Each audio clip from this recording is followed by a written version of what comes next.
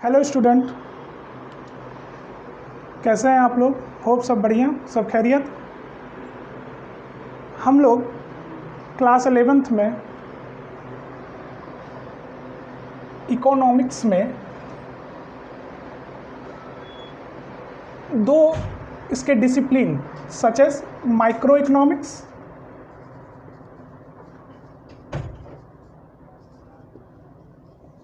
और स्टैट्स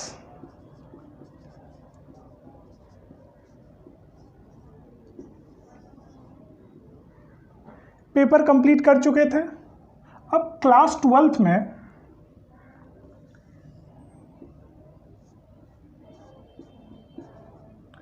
हम लोग मैक्रो इकोनॉमिक्स पढ़ेंगे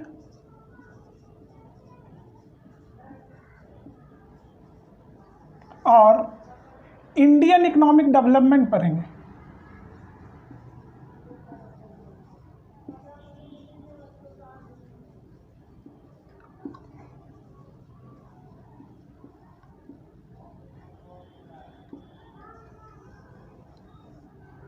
मैंने, आपको याद होगा, क्लास 11th के first chapter introduction to economics में माइक्रो एंड मैक्रो इकोनॉमिक्स के बीच में डिफरेंसेस बताए थे, उनके डिफिनेशंस बताए थे, उनका किस तरह से यूज है, कैसे एक दूसरे पे इंटरडिपेंडेंट है, इसको बताए थे। माइक्रो इकोनॉमिक्स में हम लोग ने क्या क्या पढ़ा था? माइक्रो इकोनॉमिक्स में हम क्या है डेफिनेशन माइक्रो इकोनॉमिक्स का? क्या it study economic behaviour of individual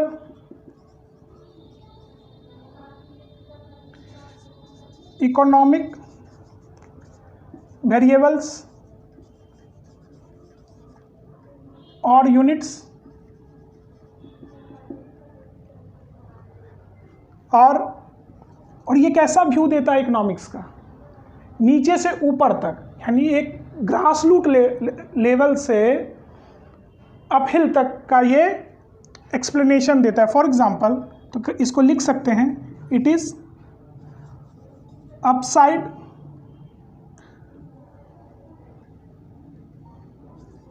down to up view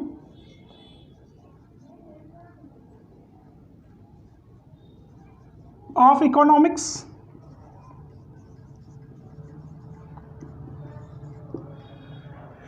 पर जब मैक्रो इकोनॉमिक्स मैंने समझाया था, MACRO मीन्स बड़ा कुछ, यानी ब्रॉडर एक्सपेक्ट पे, एग्रीगेटिव टर्म में बहुत सारे माइक्रो कॉन्सेप्ट को मिला देंगे तो क्या बन जाएगा? MACRO कॉन्सेप्ट बन जाएगा। जिसे प्रोफेसर बॉल्डिंग ने डिफाइन किया है,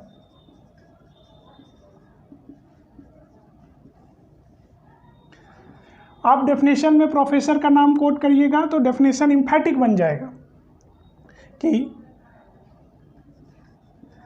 macro economics deals with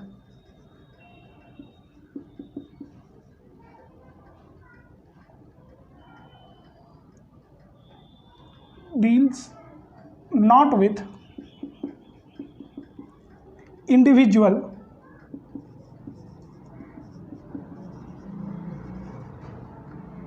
variables as such, but deals with aggregate of these variable। यानी ये एग्रीगेट वर्ड है, एग्रीगेट यानी total sum of, aggregate of these variables, यानी ये क्या है? सिर्फ वेरिएबल्स को स्टडी करता है, ये सम ऑफ वेरिएबल्स को स्टडी करता है। तो फॉर एग्जांपल, तो not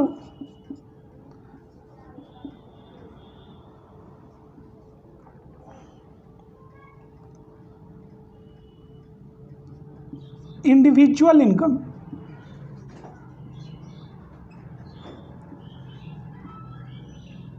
but national income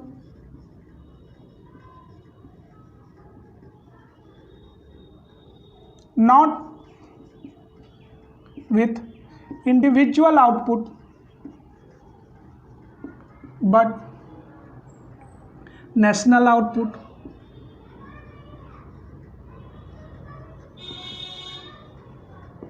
and many thing else. तो हमने क्या देखा, माइक्रो इकोनॉमिक्स जो है सिर्फ माइक्रो वेरिएबल्स यानी छोटे रूप पे। फॉर एग्जांपल आप अगर स्टील के बहुत सारे फर्म्स को ले लीजिए, जैसे टिस्को,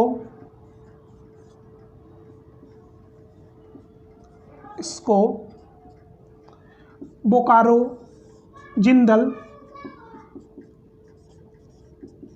ये सब क्या है, वेरियस स्टील के फर्म्स है। तो ये क्या है, माइक्रो लेवल पे है। और ये सभी किस कैटेगरी में आते हैं, स्टील इंडस्ट्री में आते हैं। और ये सब क्या है, फर्म है, फर्म ए,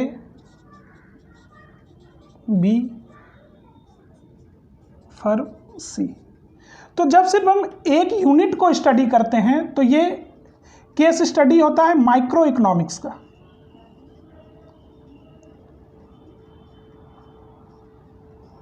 उसके प्रॉफिट को पढ़ते हैं, उसके प्राइस आउटपुट रेशियो को पढ़ते हैं, किस तरह से प्राइस डिटरमिन होगा, किस तरह से क्वांटिटी डिटरमिन्ड होगा। पर जब इसको एज ए सारे फर्म्स के एग्रीगेट इनकम, कितने एम्प्लॉयमेंट दे रहे हैं, क्या आउटपुट है, क्या प्रोडक्शन है, ये सारा मैक्रो लेवल पे इंडस्ट्री का लेवल, तो सारा फर्म जोड़ के क्या बन जाता है, इंडस्ट्री। तो ये माइक्रो लेवल है और ये MACRO लेवल है। ये क्या है,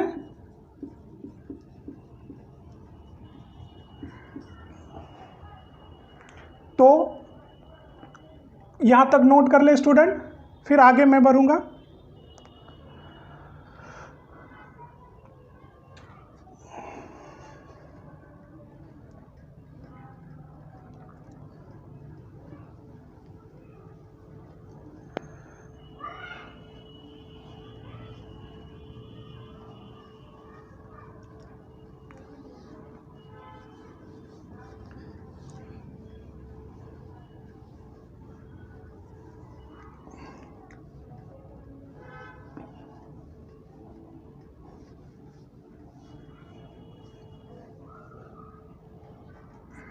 अब स्टूडेंट हम लोग फोकस करते हैं इकोनॉमिक्स के क्लास 12th के सिलेबस पे, जिसमें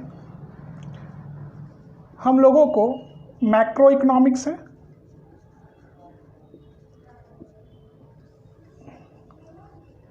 ये पूरा पेपर एग्जाम में आपको जो बोर्ड में पेपर रहेगा वो 80 मार्क्स का आएगा, और प्रैक्टिकल्स या इंटरनल असेसमेंट जो कहिए, प्रोजेक्ट वर्क, वो सब 20, इंटरनल इसको कहते हैं, इंटरनल 20 मार्क्स का आएगा, जिसमें मैक्रो इकोनॉमिक्स आपको 40 मार्क्स के आएंगे, और इंडियन इकोनॉमिक डेवलपमेंट में आपको 40 मार्क्स आएंगे। पहले सिलेबस में Indian economic development class 11th का पार्ट था, मगर और माइक्रो एंड मैक्रो 12th का पार्ट था। पर सिंस माइक्रो और मैक्रो बहुत टेक्निकल टर्म है, चैप्टर्स का में पर क्या है, टेक्निकल टर्म इन्वॉल्व है, तो स्टूडेंट को दोनों को डाइजेस्ट कर पाना मुश्किल होता था। तो एक थ्योरी पेपर इंट्रोड्यूस कर दिया गया क्लास 12th में, और एक टेक्निकल पेपर इंट्रोड्यूस कर दिया गया, और माइक्रो को क्लास 11th में डाल दिया गया।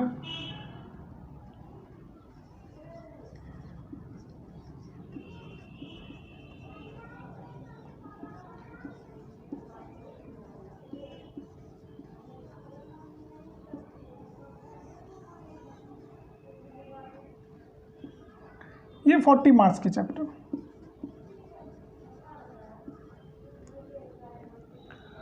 अब ध्यान देना है, मैक्रो इकोनॉमिक्स में आपको 5 यूनिट पढ़ना है। पहला यूनिट क्या है, इंट्रोडक्शन टू मैक्रो इकोनॉमिक्स, पर वो सिर्फ इंट्रोडक्शनरी पार्ट है, तो कुछ बुक में आपको मिलेगा। ऐसे स्टार्ट होता है नेशनल इनकम एंड एग्रीगेट्स, ये फर्स्ट यूनिट्स है। इसमें आपको नेशनल इनकम के बारे में पढ़ना है, उसके मेजरमेंट के तरीके के बारे में पढ़ना है। मेजरमेंट किस तरीके पे मेजर होता है नेशनल इनकम, फिक्स्ड कॉस्ट पे मेजर होता है, फैक्टर कॉस्ट पे मेजर होता है, मार्केट प्राइस पे मेजर होता है कि करंट प्राइस पे मेजर होता है, कितने तरह का नेशनल इनकम है, तो हम लोग क्लास 10th में भी पढ़ चुके हैं। GDP, gross domestic product, GNP, फिर एनडीपी, एनएनपी। जब हम डिटेल में पढ़ेंगे तब हमें पता चलेगा कि एनएनपी एट फैक्टर कॉस्ट को ही ट्रू नेशनल इनकम कहते हैं, ट्रू नेशनल इनकम। अब और फिर नेशनल इनकम कैलकुलेट करने के लिए न्यूमेरिकल्स, जो काफ़ी इम्पॉर्टेंट है स्टूडेंट। ये लगभग काफ़ी इम्पॉर्टेंट चैप्टर है क्योंकि ये 10 मार्क्स का है और बोर्ड्स में इससे न्यूमेरिकल्स भी आते हैं। तो ध्यान से पहले थ्योरी को समझना है कि किस 3 मेथड है, इनकम मेथड है, ग्रॉस वैल्यू एडिशन मेथड है, एक्सपेंडिचर मेथड है। नेशनल इनकम को कैलकुलेट करने का, कैलकुलेशन का 3 मेथड है,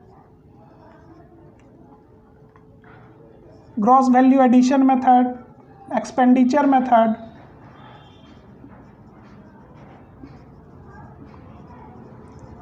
और फिर इनकम मेथड।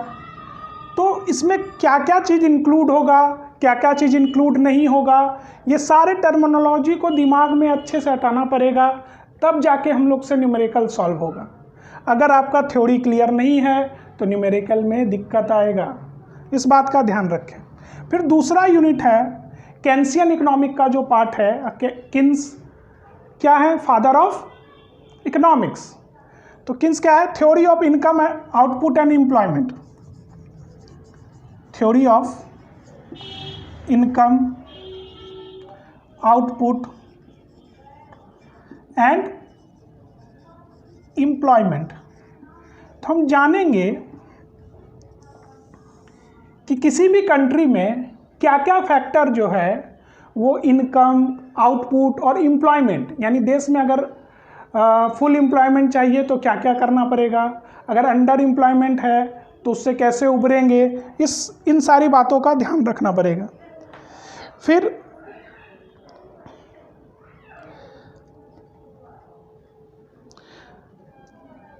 तीसरा यूनिट है मनी एंड बैंकिंग से related.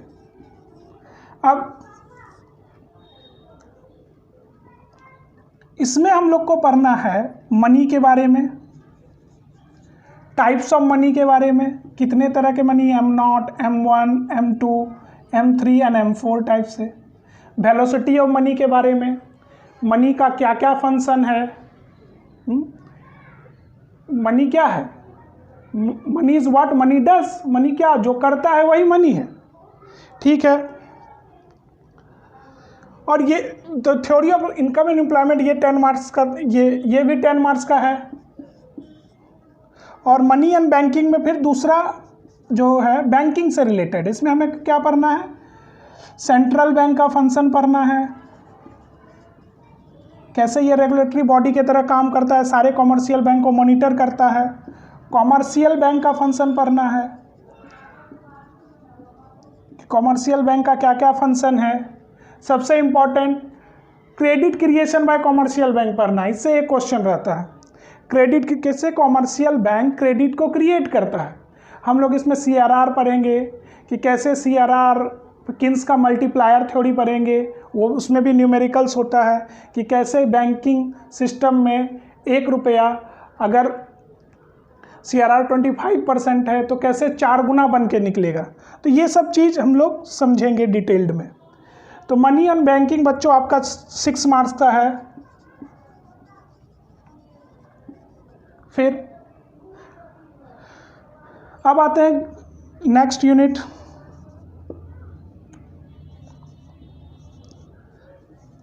Government budget.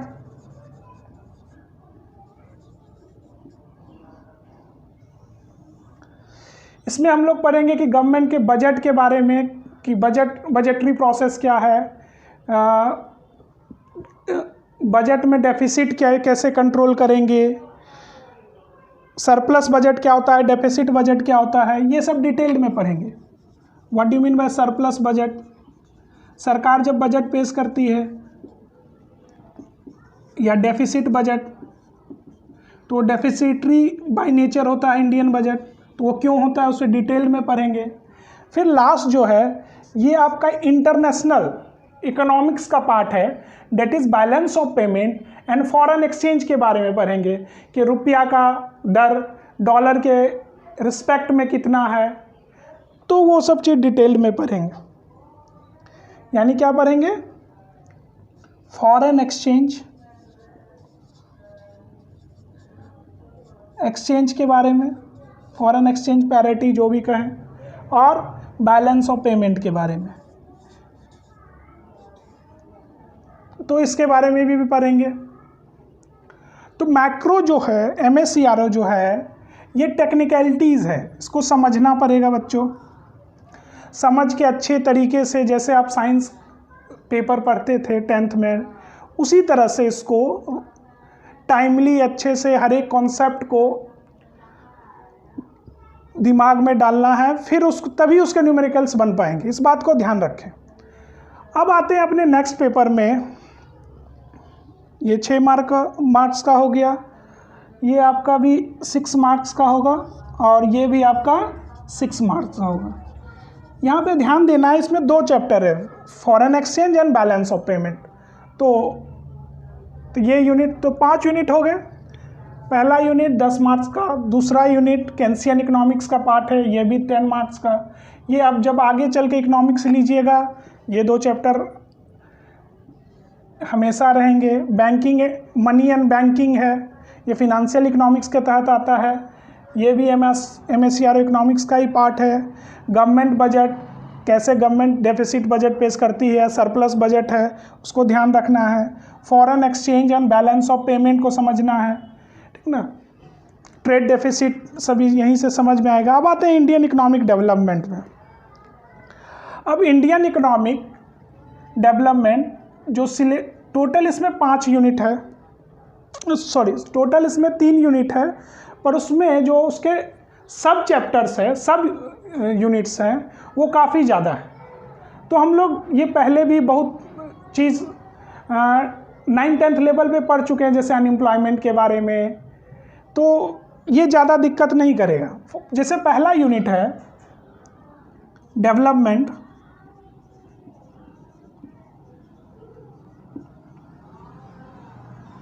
Experience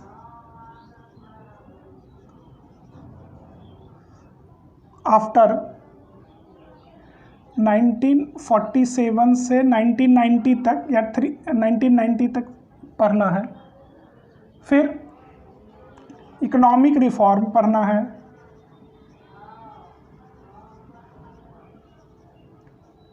nineteen 1991 का।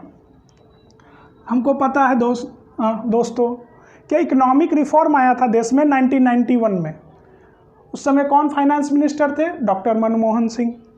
तो उन्होंने, क्या हुआ था, देश में फॉरेन रिजर्व ना के बराबर था, तो उन्होंने इस समस्या को हल किया और देश को वापस फॉरेन रिजर्व से, वो किस तरह किया, जब हम इस चैप्टर में डिटेल्ड में आएंगे, समझेंगे, तब डिटेल्ड में उसको समझाया जाएगा।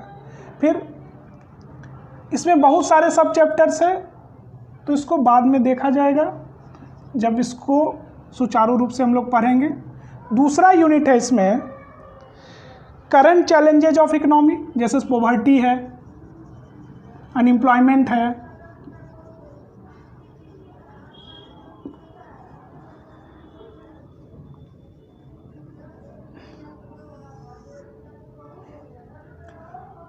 इसमें बहुत सारे सब चैप्टर्स हैं, सच एज पॉवर्टी से रिलेटेड कितने तरह का पॉवर्टी है, फिर रूरल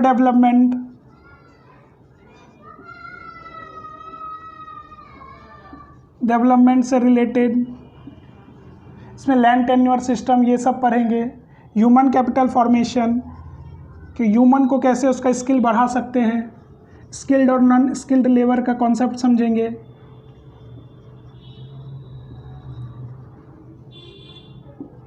फिर एम्प्लॉयमेंट,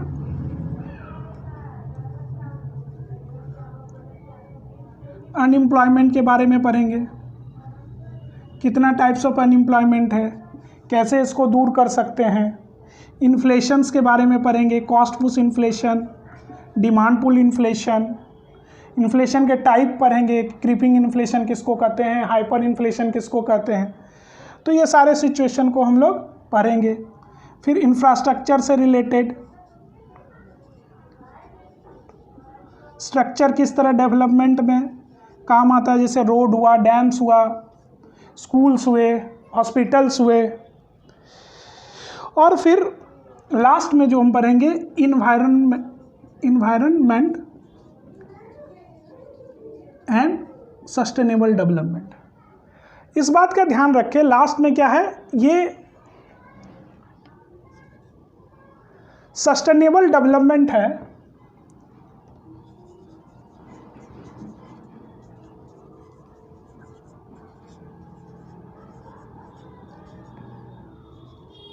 ये काफ़ी इंपॉर्टेंट चैप्टर। क्यों? क्योंकि देखिए क्या हो रहा है, ऐसा देखा गया है कि किसी भी देश का जीडीपी जब बढ़ता है तो उसमें रिसोर्स का ओवर यूटिलाइजेशन होना शुरू हो जाता है। यानी GDP growth rate and resource का जो यूटिलाइजेशन है, दोनों क्या है, प्रोपोर्शनल है। आप जितना अपने कंट्री के रिसोर्स को यूटिलाइज करिएगा उतना ज़्यादा जीडीपी का ग्रोथ रेट होगा। तो अब क्या है, नेचुरल रिसोर्स तो लिमिटेड है, अगर उसका ओवर यूटिलाइजेशन होने लगे तो क्या होगा, प्रकृति का सोशल कॉस्ट बढ़ जाएगा, हम लोग पे क्या होगा, उसका इल इफेक्ट पड़ेगा। तो ऐसा नहीं करना है, सस्टेनेबल डेवलपमेंट करना है। यानी प्रेजेंट के लिए तो प्रोड्यूस करना ही है, फ्यूचर के लिए भी कुछ बचा के रखना है। फिर लास्ट यूनिट है बच्चों,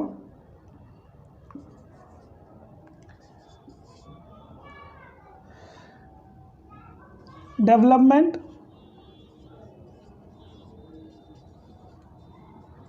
एक्सपीरियंस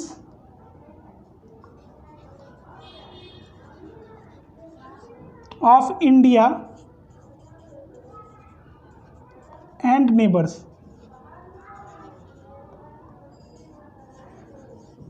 अब इंडिया के नेबरिंग कंट्री तो बहुत सारे हैं, पर हम लोग को सबके बारे में नहीं पढ़ना है, सिर्फ इंडिया, चाइना और पाकिस्तान, इसका कंपैरेटिव स्टडी करना है कि हम लोग के कंट्री का ग्रोथ रेट क्या है, तो चाइना का ग्रोथ रेट कितना है, पाकिस्तान का ग्रोथ रेट कितना है, सेक्स रेशियो कितना है इंडिया में, कितना पाकिस्तान में है, कितना वो है उसमें है, ग्रॉस एनरोलमेंट रेशियो कितना है प्राइमरी लेवल पे, सेकेंडरी लेवल पे। यानी ग्रॉस एनरोलमेंट रेशियो मीन्स कि कितने बच्चे स्कूल जा रहे हैं, इनरोल हो रहे हैं, साक्षर लिटरेसी रेट क्या है। तो ये कंपैरिजन हम लोग को थर्ड यूनिट में करना है, और ये 6 मार्क्स का है।